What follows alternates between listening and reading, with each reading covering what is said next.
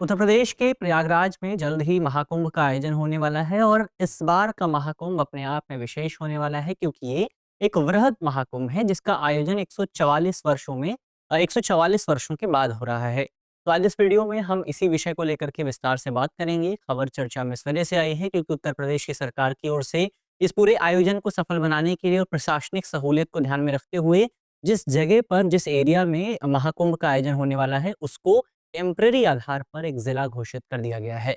तो इस वीडियो में इन्हीं तमाम बिंदुओं पर डिस्कशन होगा। मेरा नाम है अक्षय और आपका स्वागत है दृष्टि आईएएस चैनल की इस नए वीडियो में। तो चलिए वीडियो की शुरुआत करते हैं और सबसे पहले एक बार वीडियो की रूपरेखा को समझ लिया जाए। तो वीडियो की रूपरेखा में सबसे पहले हम खबर पे बात करेंगे। खबर के बाद महाकुंभ के बारे में कुछ विशेष बिंदुओं को समझेंगे। इससे जुड़े जो इम्पोर्टेंट फैक्ट्स हैं उन पर बात करेंगे। ऐतिहासिक बैकग्राउंड क्या रहा है, हिस्टोरिकल क्या डेवलपमेंट हुआ है उस पर बात करेंगे।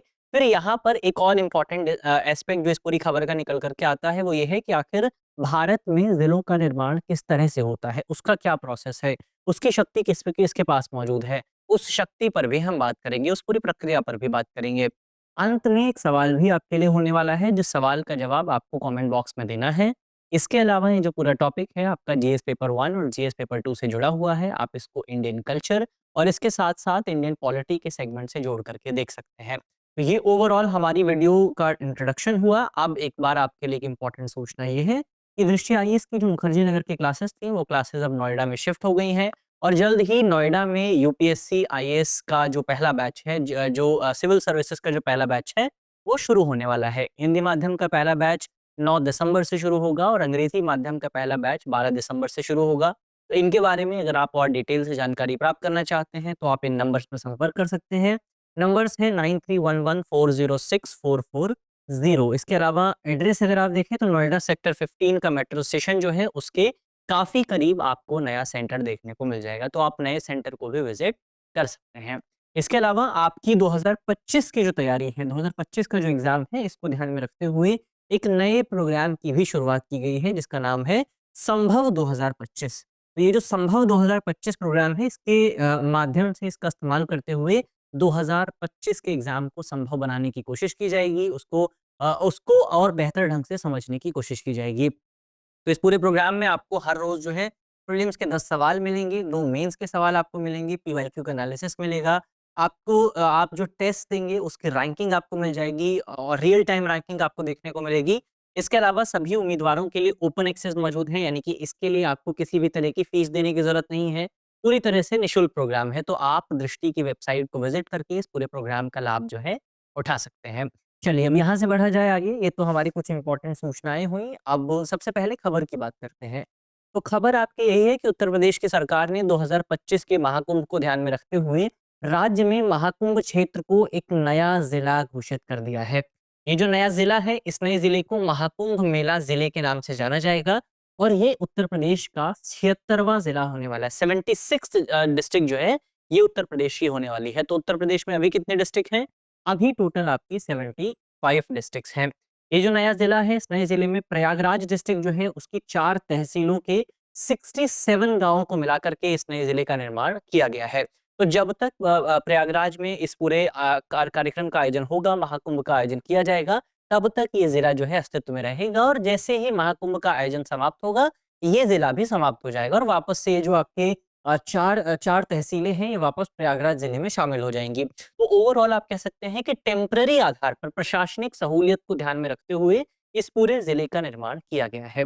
ये ओवरऑल सबसे पहले हमने खबर पे बात की। अब खबर में ज़िक्र आता है महाकुंभ मेले का। तो महाकुंभ को समझना भी इम्पोर्टेंट है, महाकुंभ के बारे में जानना इम्पोर्टेंट है। तो अब हम महाकुंभ को थोड़ा-सा समझते हैं क्योंकि महाकुंभ को लेकर के अक्सर मन में ये सवाल रहते हैं कि आखिर बहुत सारे शब्द आते हैं, महाकुंभ है, इसके अलावा अर्धकुंभ हो गया और भी बहुत सारे शब्द आते हैं, तो इन शब्दों का मतलब क्या है? साथ ही सवाल ये भी पूछा जाता है कि जो 12 सालों का चक्कर है, ये क्या होता है? 144 सालों की बात आती है, इसका क्या मतलब है? तो इन्हीं तमाम सवालों को जो है हम यहाँ पर समझने की कोशिश करेंगे। एक सवाल ये भी पूछा जाता है कि आखिर महाकुंभ का आयोजन प्रयागराज में ही क्यों होता है? इसके पीछे का भी रीज़न है, वो भी हम यहाँ जानने की जो है कोशिश करने वाले हैं। तो महाकुंभ मेले की बात करें तो ये दुनिया के सबसे बड़े धार्मिक समागमों में से एक माना जाता है, सबसे बड़े धार्मिक कार्यक्रमों में से एक माना जाता है। हिंदू धर्म जो है उसके प्रमुख आयोजन है, इसमें आध्यात्मिक शुद्धि और अनुष्ठानों के लिए लाखों तीर्थ यात्री जो है शामिल होते हैं।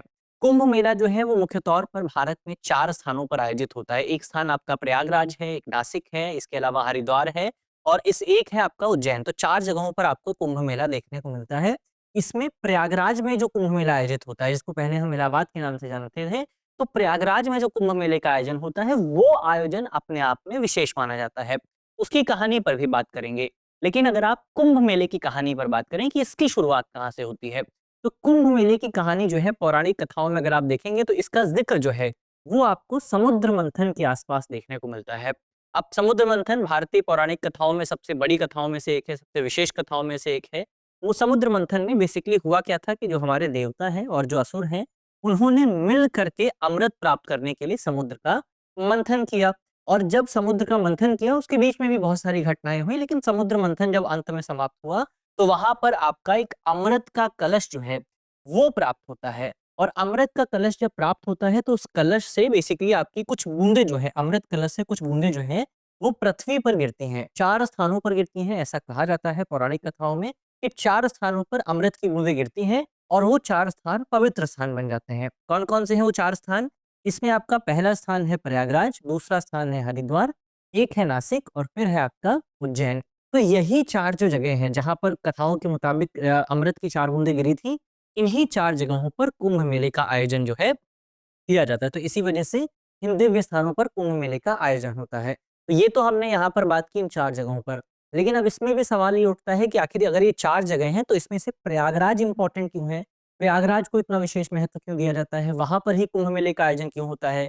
तो प्रयागराज को इतना महत्व इसलिए दिया जाता है क्योंकि प्रयागराज को आप कहते हैं तीर्थ स्थलों का राजा। प्रयागराज जो है वो तीर्थ स्थलों में भी सबसे विशेष माना जाता है और कहा ये जाता है कि ब्रह्मा ने अपना जो पहला यज्ञ किया था, वो प्रयागराज में ही किया था। इसी वजह से प्रयागराज अपने आप में इम्पोर्टेंट हो जाता है और फिर जो पौराणिक कथाएँ हैं उसमें आपको ये भी देखने को मिलेगा कि प्रयागराज जो है वो 3 नदियों का संगम भी है। एक इसमें सरस्वती नदी है जो कि पौराणिक कथाओं में आपको मिलती है लेकिन वर्तमान समय में अदृश्य हो गई है। तो ये ओवरऑल आपकी पूरी कहानी है, जो कहानी ये जो कथा है, जिस कथा से आप महाकुंभ के इतिहास को ढूँढ सकते हैं। अब इसके अलावा हमने देखा कि 4 जगहों पर अलग-अलग 4 जगह जो है वहाँ पर कुंभ मेले का आयोजन होता है। इसमें भी अगर आप स्पेसिफिकली समझें तो हरिद्वार में जो कुंभ मेले का आयोजन होता है, वो गंगा नदी के किनारे होता है। उज्जैन में जो कुंभ मेले का आयोजन होता है वो शिप्रा नदी के तट पर होता है। नासिक में जो आयोजन होता है वो गोदावरी नदी के तट पर होता है और गोदावरी नदी को दक्षिण की गंगा भी कहा जाता है। फिर अंत में आता है आपका प्रयागराज और प्रयागराज में जो आयोजन होता है वो 3 नदियों के संगम पे होता है। कौन-कौन सी 3 नदियाँ? इसमें आपका एक तो गंगा हो गया, एक यमुना है और तीसरी आपकी पौराणिक नदी सरस्वती हो जाती है। तो गंगा, यमुना और सरस्वती नदी का जो समागम है, वहाँ पर कुंभ मेले का आयोजन किया जाता है। अब यहाँ पर एक जो इम्पोर्टेंट सवाल लोगों के मन में रहता है कि कुंभ मेले से जुड़े बहुत सारे शब्द आपको देखने को मिलते हैं, तो उन शब्दों का क्या मतलब है? उनके मतलब को अगर हम समझें, तो कुंभ मेला बेसिकली आपका 12 वर्षों में 4 बार अलग-अलग जगह पर आयोजित किया जाता है। 12 वर्षों में 4 बार अलग-अलग जगह पर देखने को मिलता है। हरिद्वार और प्रयागराज में अर्ध कुंभ का आयोजन होता है। हर छठे वर्ष यानी अर्ध कुंभ यानी कि हर 6 वर्ष में आयोजन किया जाता है। इसके अलावा एक जो आपका कुंभ मेला होता है, वो हर 12 वर्ष में प्रयागराज में आयोजित होता है। इसके अलावा प्रयागराज में प्रति माह जो है वो आपका माघ महीने में जनवरी से फरवरी के बीच में माघ कुंभ का भी आयोजन होता है। लेकिन एक जो इम्पोर्टेंट शब्द आता है वो है आपका वृहद महाकुंभ। हमने देखा महाकुंभ जो है प्रयागराज में हर 12 साल में होता है। लेकिन एक होता है वृहद महाकुंभ जो कि 2025 में आयोजित हो रहा है। तो वृहद महाकुंभ का क्या मतलब है? दरअसल वृहद महाकुंभ का मतलब ये है कि प्रयागराज में क्या साइकिल चलती है प्रयागराज में। साइकिल किस तरह से? हर 12 हमने देखा हर 12 साल में जो है आपका महाकुंभ का जो है आयोजन होता है। तो एक बार महाकुंभ का आयोजन हुआ 12 साल में, फिर 12 साल बाद दोबारा आयोजन किया गया, फिर 12 साल बाद दोबारा आयोजन किया गया और इसी तरह से प्रोसेस चलता रहता है, साइकिल चलती रहती है। और जब ये संख्या जो है 12 पूरी हो जाती है, यानी कि जब अब इसको अगर आप ऐड करेंगे तो ये हो जाएगा आपका टोटल 144 साल। तो जब ये संख्या पूरी 12 पूरी हो जाती है, 12 आयोजन हो जाते हैं, तो जो 12वाँ आयोजन होता है, उस 12वें आयोजन को कहा जाता है वृहद महाकुंभ, ग्रेट कुंभ मेला। तो इसको कहा जाता है वृहद महाकुंभ। इसीलिए 2025 का जो महाकुंभ है, उसको वृहद महाकुंभ के तौर पर देखा जा रहा है और बहुत विशेष कार्यक्रम जो है वो यहाँ पर आयोजन जो है होने वाला है। तो ये हमने कुंभ के बारे में कुछ इंपॉर्टेंट पॉइंट्स जो थे उनको समझा। अब इसके ऐतिहासिक विकास की अगर आप बात करें, हिस्टोरिकली कैसे डेवलपमेंट हुआ है, तो इसकी शुरुआत जब आप ढूँढने जाते हैं तो ऐसा कहा जाता है कि आदि गुरु शंकराचार्य की ओर से ऐतिहासिक कथाओं के आधार पर जो है इसकी शुरुआत जो है कुंभ मेले की शुरुआत की गई थी। प्राचीन उत्पत्ति की अगर आप बात करें तो मौर्य और गुप्त काल के दौरान, यानी कि चौथी शताब्दी से लेकर के छठी शताब्दी के बीच में, छठी शताब्दी ईसा पूर्व के बीच में कुंभ मेला जो है उसकी शुरुआत हुई थी। लेकिन उस समय बहुत बड़े लेवल पर आयोजन नहीं होता था, छोटे-छोटे लेवल पर अलग-अलग जगहों पर आयोजन किया जाता था। इसके बाद पुष्यभूति वंश के राजा थे, राजा हर्षवर्धन। इन्होंने प्रयागराज में पहली बार कुंभ मेले का आयोजन किया था, बड़े लेवल पर आयोजन किया गया था। मध्यकाल में अगर आप देखें तो चोल और विजयनगर साम्राज्य, दिल्ली सल्तनत, मुगल जैसे जो शाही राजवंश थे, इन्होंने भी प्रयाग जो मेला का आयोजित किया जाता है प्रयागराज में, उसको समर्थन दिया। अकबर ने अपनी रिलीजियस इंटॉलरेंस यानी कि धार्मिक सहिष्णुता को बढ़ावा देने के क्रम में 1565 में नागा साधुओं को मेले में शाही प्रवेश का नेतृत्व जो है प्रदान किया था। तो उसी की घटना के बाद से जो आपके नागा साधु हैं वो लगातार आपको प्रयागराज में शामिल होते हुए जो है इस पूरे कुंभ मेले में शामिल होते हुए नज़र आ जाते हैं। औपनिवेशिक काल की बात करें तो ब्रिटिश शासन काल के दौरान भी ये पूरी प्रक्रिया जो है जारी रहती है। ब्रिटिश सरकार इस जो आपकी आयोजन है, इस आयोजन से बहुत ज़्यादा आप कह सकते हैं चकित थी, और इसी आपका अमेज़मेंट का परिणाम रहा कि ब्रिटिश शासकों ने इसका दस्तावेज़ीकरण भी किया, इसका जो है डॉक्यूमेंटेशन भी किया गया। इसके अलावा 19वीं शताब्दी में जेम्स प्रिंसेप जो थे, इन्होंने अनुष्ठानिक प्रथाओं और और जो आपके सामाजिक धार्मिक गतिशीलता है, इसका वर्णन अपनी किताब में किया है। तो ये ओवरऑल कुछ हिस्टोरिकल डेवलपमेंट हुआ जिसकी हमने बात की महाकुंभ को लेकर के, कुंभ मेले के आयोजन को लेकर के।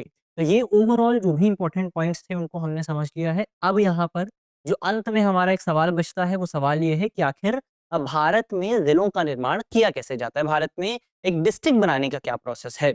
उस प्रोसेस को अगर आप देखें तो सबसे पहले भारत में ज़िलों को बनाने, ज़िले को बनाने, ज़िले की ज्योग्राफी को बदलने, इसके अलावा ज़िले को खत्म करने की जो शक्ति है, वो शक्ति आपका राज्य सरकारों को दी गई है, जो या तो किसी एग्जीक्यूटिव ऑर्डर यानी कि कार्यकारी आदेश या फिर किसी कानून के माध्यम से नए ज़िले का निर्माण कर सकते हैं। तो राज्य क्या है? राज्यों को पूरी तरह से ज़िले के निर्माण की शक्ति प्रदान की गई है। नए ज़िला बनाने के कारण क्या हो सकते हैं? कारण आपका यही हो सकता है, राज्य ये मानते हैं कि जब नया ज़िला बनाया जाता है तो प्रशासनिक सहूलियत आपको देखने को मिलती है। जैसे अभी अगर आप एग्ज़ाम्पल लेकर के चलें, जो कुंभ मेले का आयोजन हो रहा है, वहाँ पर अगर एक नया ज़िला बनाया जाता है तो एक ऐसी मशीनरी स्थापित की जा सकती है जो केवल उसी ज़िले पर ध्यान केंद्रित करेगी, और जो जो आपकी मशीनरी है उसको दूसरे हिस्सों पर ध्यान देने की ज़रूरत नहीं पड़ेगी। तो प्रशासन जो है वो और ज़्यादा आपका बेहतर हो जाता है। इसके अलावा केंद्र के ज़िलों को बनाने या बदलने में कोई भूमिका नहीं रहती है, लेकिन जब ज़िले का नाम बदला जाता है तो फिर केंद्र सरकार की अलग-अलग एजेंसियों से मंजूरी लेने की ज़रूरत पड़ती है। ज़िले निर्माण के पैटर्न की अगर आप बात करें तो 2011 की जनगणना के मुताबिक भारत में 593 ज़िले मौजूद थे। 2001 से 2011 के बीच में भारत में 46 ज़िलों का निर्माण किया गया था। वर्तमान समय में अगर आप बात करें तो स्पष्ट डेटा जो है सरकार की तरफ से कहीं भी अपलोड नहीं किया गया है। अगर आप एक ओवरऑल देखें तो 700 से लेकर के 800 तक का जो आंकड़ा है वो आपको अलग-अलग वेबसाइट्स पर देखने को मिल जाता है। तो ये ओवरऑल हमने यहाँ पर भारत में ज़िलों के निर्माण का क्या प्रोसेस है उसको समझा। अब अंत में एक सवाल आपके लिए मौजूद है, सवाल के जवाब को आप देखें, सवाल का जवाब आपको कमेंट बॉक्स में देना है। सवाल सीधा-सा है कि भारत में किसी भी राज्य के भीतर ज़िले के निर्माण की शक्ति किसको दी गई है? हमारे ऑप्शन हैं, ऑप्शन ए राज्य सरकार को, ऑप्शन बी केंद्र सरकार को, ऑप्शन सी राज्य विधानसभा को, या ऑप्शन डी राज्यपाल को। तो इसका सही जवाब क्या है वो आप जल्दी से कमेंट बॉक्स में बता सकते हैं। मुझे उम्मीद है कि इस वीडियो में हमने जितने भी इम्पोर्टेंट पॉइंट्स पर बात की है, वो पॉइंट्स आपको समझ में आए होंगे। वीडियो अच्छी लगी है तो लाइक कीजिएगा अपने दोस्तों के साथ, अपने साथियों के साथ। मिलते हैं आपसे अगली वीडियो में, तब तक के लिए अपना ख्याल रखिए, ध्यान रखिए, पढ़ते रहिए। धन्यवाद। डियर व्यूअर्स, अपने एग्जाम की तैयारी को और बेहतर करने के लिए हमारे चैनल को लाइक, शेयर और सब्सक्राइब करना न भूलें।